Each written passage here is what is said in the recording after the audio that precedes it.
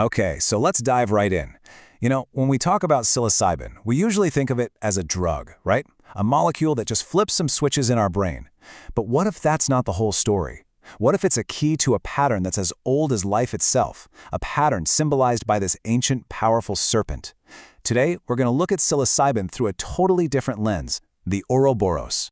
It's a pretty wild thought, isn't it? The idea that to heal, to rebuild, you first have to kind of tear things down. Well, that very idea is at the absolute heart of what we're exploring today.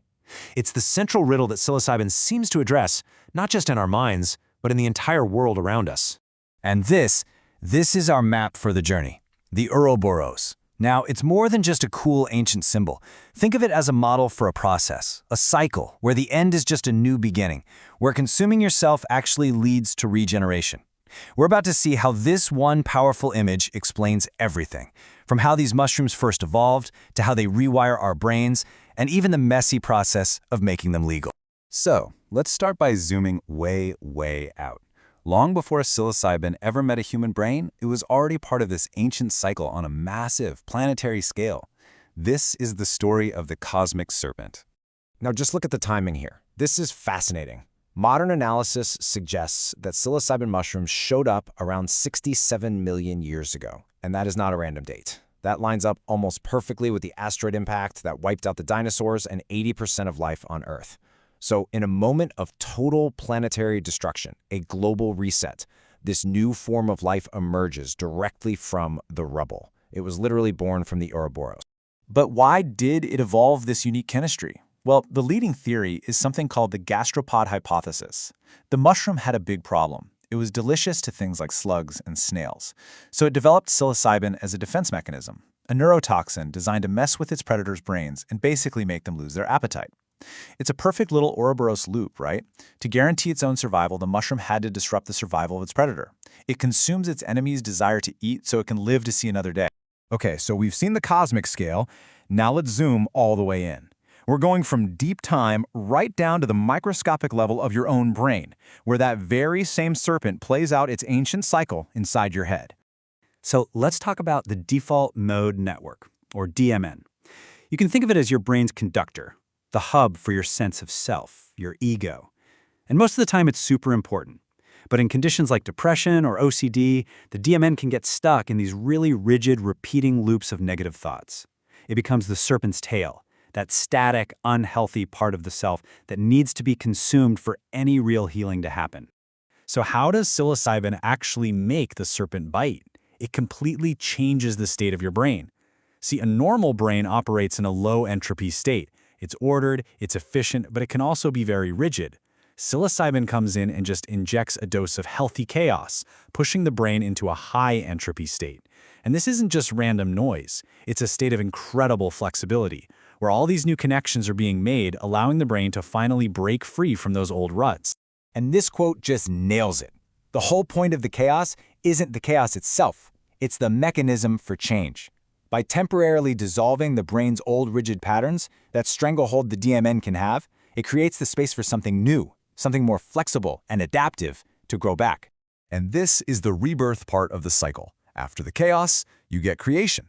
Psilocybin is a powerful psychoplastogen, which is just a fancy way of saying it helps remodel the brain. It triggers a flood of growth factors, which leads to the super-fast growth of new neural connections.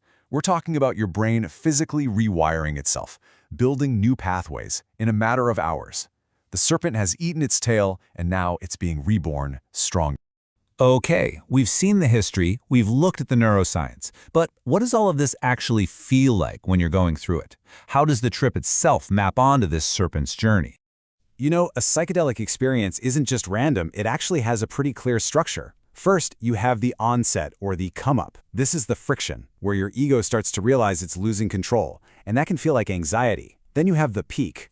This is the moment the serpent bites. The DMN goes quiet, the ego dissolves, and you feel this incredible sense of connection. And finally, there's the come down. The self starts to come back online, but it's changed. Those old, rigid patterns have been broken, creating space for new insights to take hold. The loop is complete. Okay, for our last leg of the journey, let's zoom all the way back out. Because this pattern isn't just happening in nature or in our brains. We are watching it play out right now on a societal level as we try to figure out how to bring psilocybin back into our culture. And honestly, there is no better case study than what's happening in Oregon. So back in 2020, Oregon passed Measure 109.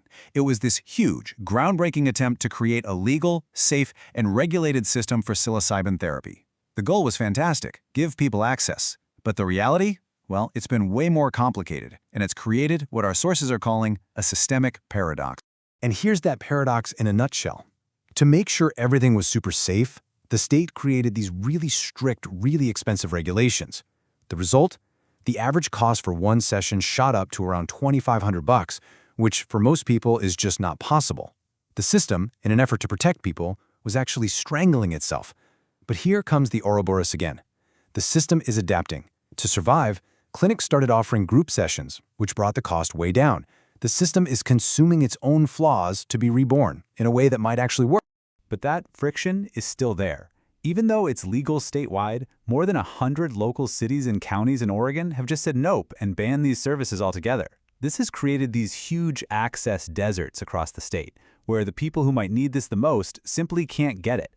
The societal serpent is still very much in the middle of its struggle. So let's tie it all together with this little decoder ring. That anxiety you feel on the come-up, that's creative friction. That peak experience where your ego dissolves, that's the radiant chump. The high-dose therapy that rewires your brain is the transformative spiral. And Oregon's whole struggle with safety versus access, a perfect systemic paradox. You can see how the metaphor lines up with reality on every single level. And that leaves us with one last, massive question. If the Ouroboros teaches us anything, it's that the process is the point.